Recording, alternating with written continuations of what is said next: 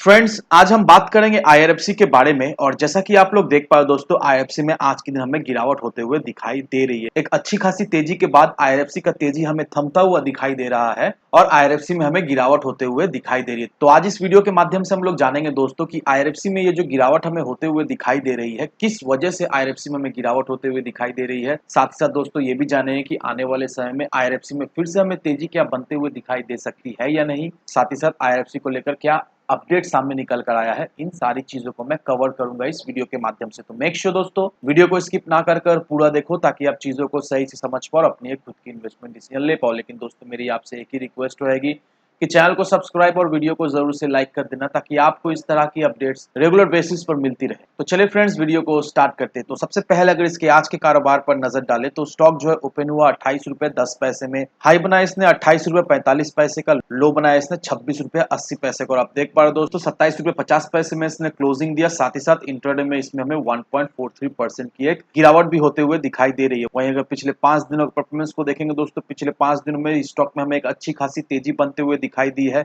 ये स्टॉक अपना नया 52 वीक हाई भी हमें बनाता हुआ दिखाई दिया है इन 5 दिनों में। लेकिन आज से आईआरएफसी में गिरावट होना शुरू हो गया। तो अब इन्वेस्टर्स के मन में ये सवाल है कि आईआरएफसी जो ये अभी हमें गिरता हुआ दिखाई दे रहा है, क्या चांसेस है आने वाले समय में आईआरएफसी फिर से अपने प्रीवियस लेवल में क्या ट्रेड करता हुआ दिखाई देगा या नहीं। दैट मींस 25 रुपए के लेवल में क्या आईआरएफसी फिर से हमें जाता हुआ दिखाई देगा। तो होपफुली दोस्तों आपको इस वीडियो के माध्यम से क्लियरिफिकेशन मिल जाएगा। लेकिन सबसे पहले जिन्हें नहीं पता है उन्हें मैं बता दूं कि आईआरएफसी में जो हमें तेजी बनते हुए दिखाई दी थी, इसका पीछे का जो कारण है वो फर्स्ट ऑफ ऑल तो इसका Q2 का रिजल्ट बहुत ही बेहतरीन आया था। साथ ही साथ जो दूसरा रीजन है वो है डिविडेंड। आईआरएफसी ने अपने इन्वेस्टर्स के लिए 8% डिविडेंड अनाउंस कर दिया। दैट मींस पर इक्विटी शेयर 0.80 का डिविडेंड इन्वेस्टर्स को मिलेगा जिन लोगों ने आईआरएफसी में इन्वेस्ट करके रखा है। तो इतना अच्छा क्वार्टर रिजल्ट होने के बाद साथ ही साथ 8% का जो डिविडेंड अनाउंस किया आईआरएफसी ने, देखा है तो ये सारा चीज इन्वेस्टर्स को काफी ज्यादा अच्छा लगा और इन्वेस्टर्स आईआरएफसी में जमकर खरीदारी करना शुरू कर दिया और आईआरएफसी के स्टॉक में हमें एक अच्छी खासी तेजी भी बनते हुए दिखाई दिया। अब आपको ये भी ध्यान रखना है दोस्तों कि डिविडेंड का जो रिकॉर्ड डेट है वो 18 तारीख का, दैट मींस आज के दिन का रिकॉर्ड डेट है। अगर आपके डीमेट अकाउंट में आईआरएफसी का स्टॉक है तभी जाकर आप एलिजिबल रहोगे, वरना आपको डिविडेंड नहीं मिलेगा। कहने का मतलब यही है कि अगर आपने आईआरएफसी के स्टॉक को आज के दिन खरीदारी किया है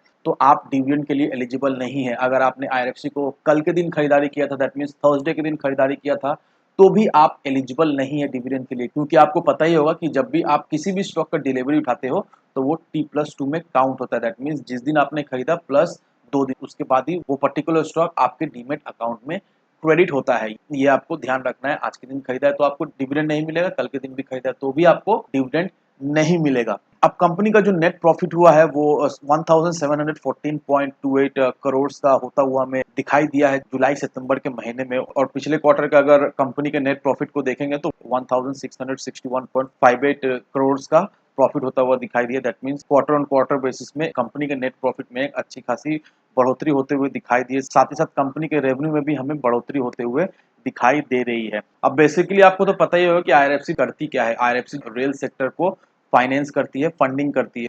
और लास्ट फाइनेंशियल ईयर में आईआरएफसी ने रेल सेक्टर को 5.04 लाख करोड़ रुपीस का फंडिंग किया था। और सबसे अच्छा बात यह है कि आईआरएफसी को कोई टैक्स भी चुकाना नहीं पड़ता है। साथ ही साथ आपको तो ये भी पता चल ही गया होगा कि आईआरएफसी में सिर्फ और सिर्फ 37 ही इम्प्लॉइज है। और ये जो आईआरएफसी का जो ऑपरेशन जो रन होता है वो दिल्ली के एक होटल से रन होता है, द अशोका होटल बोल के है। उस होटल से आईआरएफसी का ऑपरेशन जो है वो रन होता है। तो आप देख लो दोस्तों, सिर्फ और सिर्फ 37 इम्प्लॉयज को लेकर आईएफसी काम करती है। और इतना कम मैन पावर होने के बावजूद भी इसका टर्नओवर देखो, इसका प्रॉफिट देखो, इसका रेवेन्यू देखो दोस्तों, बिल्कुल ही औसम है दोस्तों। इसका कोई एनपीए नहीं है। साथ ही साथ आईआरएफसी आईआईएफसीएल के साथ भी एमओयू साइन किया है। और इस एमओयू के तहत IRFC other than railway sector, IRFC अब एयरपोर्ट्स, पोर्ट्स हुआ, इंफ्रास्ट्रक्चर, ये सारे फील्ड में भी अब आईआरएफसी कदम रखने वाला है बहुत ही जल्द। और दोस्तों अगर ऐसा होता है, इसका रेवेन्यू में हमें एक शार्प जंप होते हुए दिखाई देगी। और नो डाउट इसका बेनिफिट